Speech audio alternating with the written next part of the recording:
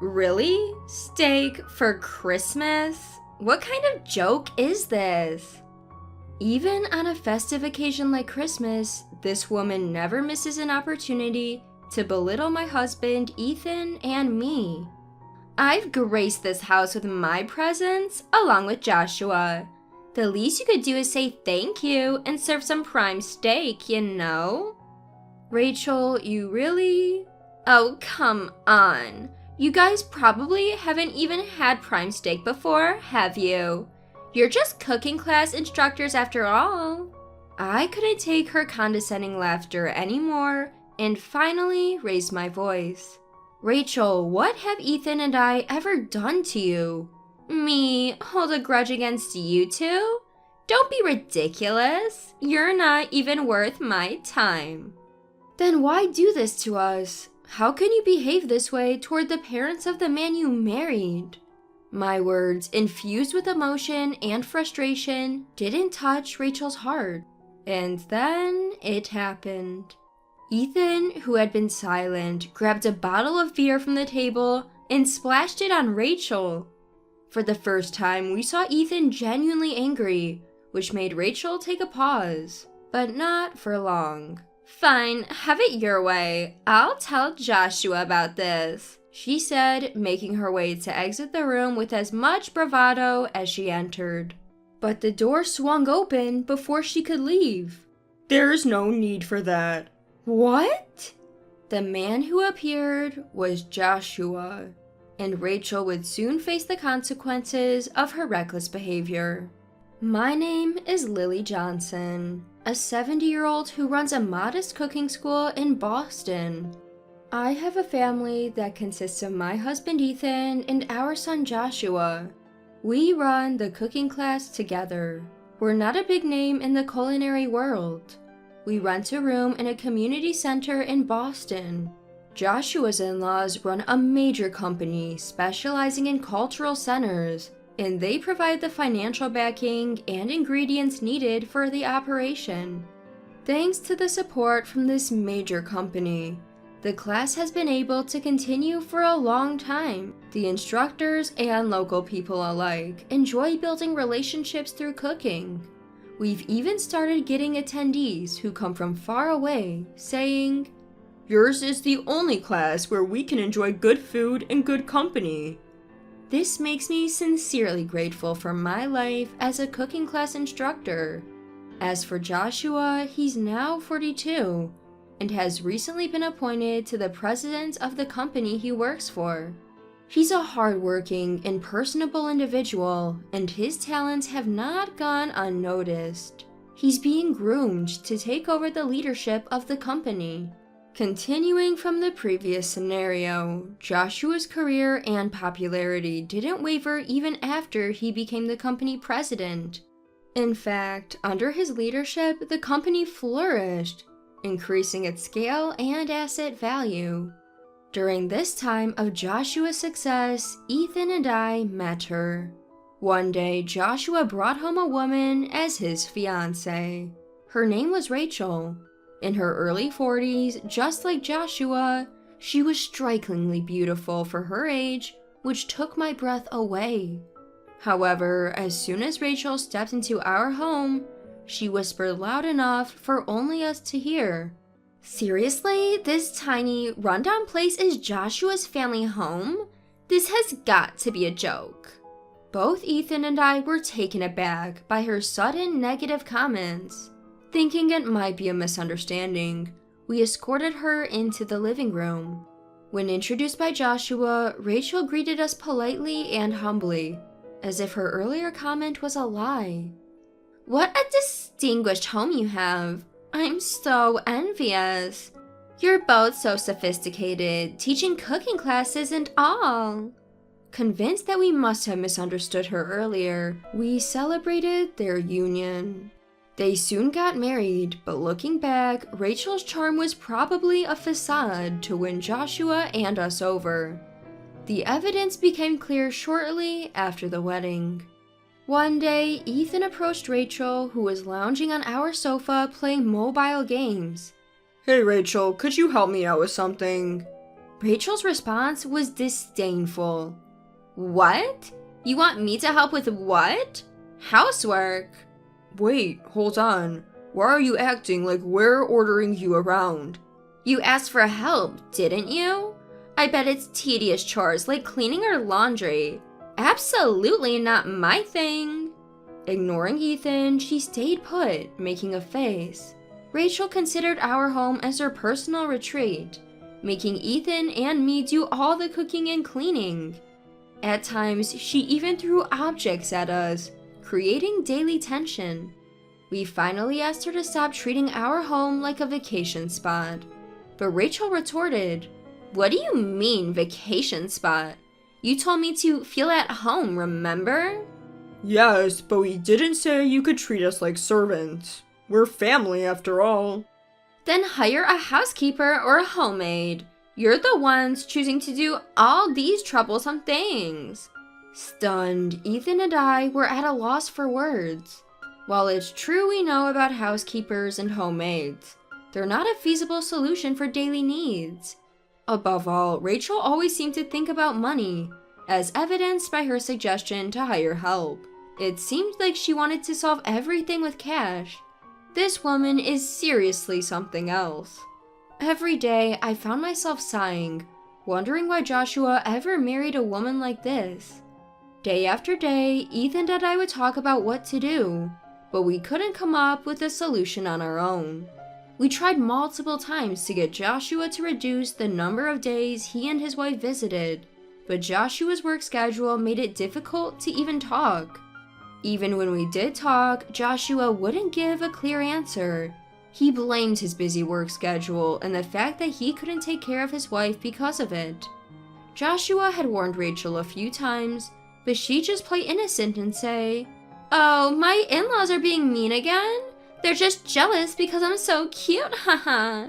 That passive-aggressive attitude, along with Joshua's own indecisiveness, only fueled Rachel's bad behavior even more. And then, in the midst of this growing concern, Rachel finally crossed a line that should never be crossed. They came to visit us for Christmas. Joshua told us the day before that Rachel would be joining him, and Ethan and I were not thrilled. However, when Rachel is with Joshua, she behaves reasonably well. So we thought it would be fine. We had that hope when we greeted Joshua and Rachel. But then Rachel started acting up while Joshua was in the shower. "Excuse me? Christmas is about steak, right? What is this joke? Are you saying this is a Christmas meal?" Upon seeing the dishes we had prepared, including a gratin, Rachel started complaining. "I came here with Joshua for Christmas. You should thank us and have some prime steak ready, haha." "Rachel, you really?" "Well, you guys are just poor cooking class instructors. Maybe you've never even eaten such a thing, hahaha." Rachel broke into a condescending laugh. Even on Christmas, I couldn't believe she would act this way toward Ethan and me. Is this woman even the same species as us? And why on earth did Joshua pick someone like her? I couldn't take her ugliness anymore and blurted out, "Rachel, do you have a grudge against Ethan and me or something?" "A grudge? Don't be stupid. I have no interest in or grudges against old farts like you, haha." "Then why treat Ethan and me like this? How can you act this way towards the parents of the man you married?" I pleaded with anger and deep emotion, but it didn't reach her. "I live as I please, doing what I think is right, haha. That's all there is to it." At that moment, after her final snicker, Ethan, who had been silent and probably enduring her verbal abuse just like me, finally made his move. He grabbed a beer bottle that was on the table with the food and swiftly opened it. In the brief moment Rachel stopped laughing to take notice, Ethan poured the beer all over her, wordlessly. "What the heck, Ethan? Why'd you do that?" Startled by this sudden turn of events, Rachel snaps at Ethan. With a stern look, Ethan locks eyes with Rachel and quietly says, "Enough. If you dislike being around us so much, then fine. Don't ever come back." Hearing these words, I felt as though I had awoken from a trance. Meanwhile, Rachel, already fuming over the beer incident, gets even angrier. Who do you think you are? Acting all high and mighty? You think this ends without consequences? Frustrated by Rachel's lack of remorse, I couldn't help but sigh. Now, awake to Ethan's actions and words that must have spoken for my feelings, I no longer have the patience to listen to this woman. Up to now, I've put up with her because she's the wife of my precious only son Ethan. But this is the last straw. Then show me what these consequences are, if you can. Oh, I will. I'll tell Joshua right now. With that, Rachel storms out of the room, still carrying an air of arrogance. But then the door swings open again. No need for that. Huh? Rachel's eyes widen in surprise. The person entering the room is none other than Joshua. At first, we thought he had come out of the shower, but seeing that he wasn't wet or changed, we quickly realized that wasn't the case. Rachel recovers and clings to Joshua. Listen, Joshua, your parents are terrible.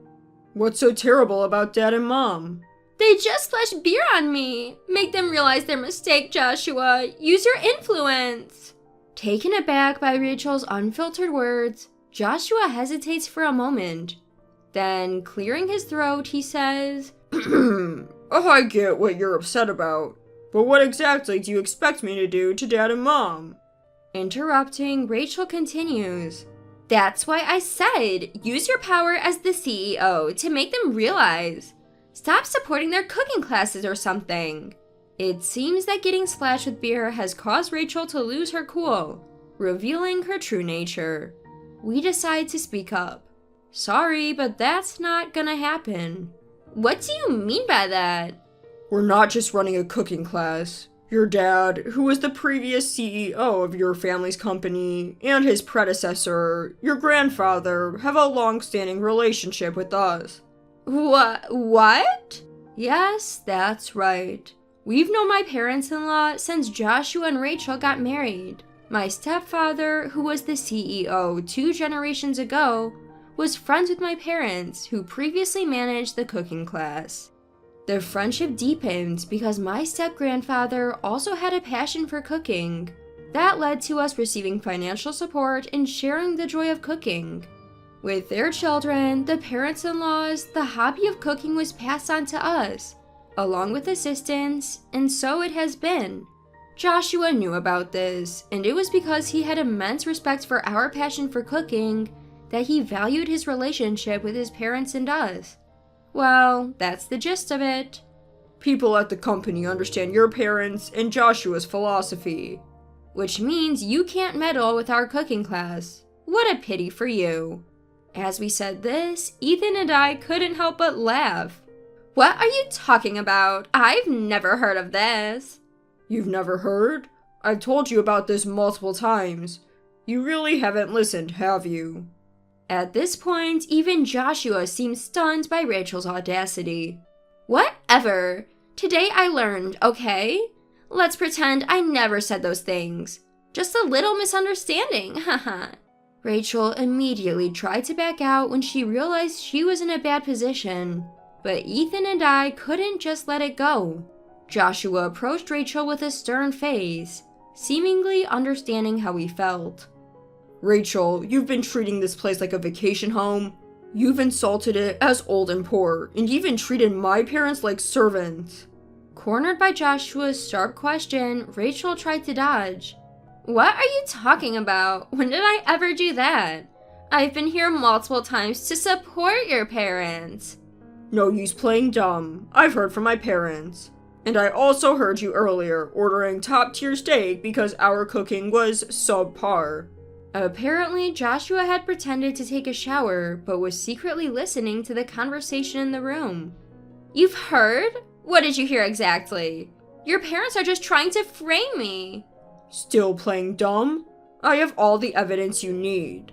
I've received emails detailing everything you've done, and even have audio recordings of your voice.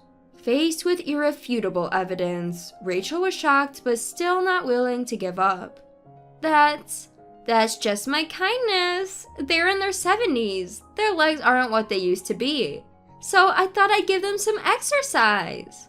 Rachel was desperate, but Joshua had already seen through her.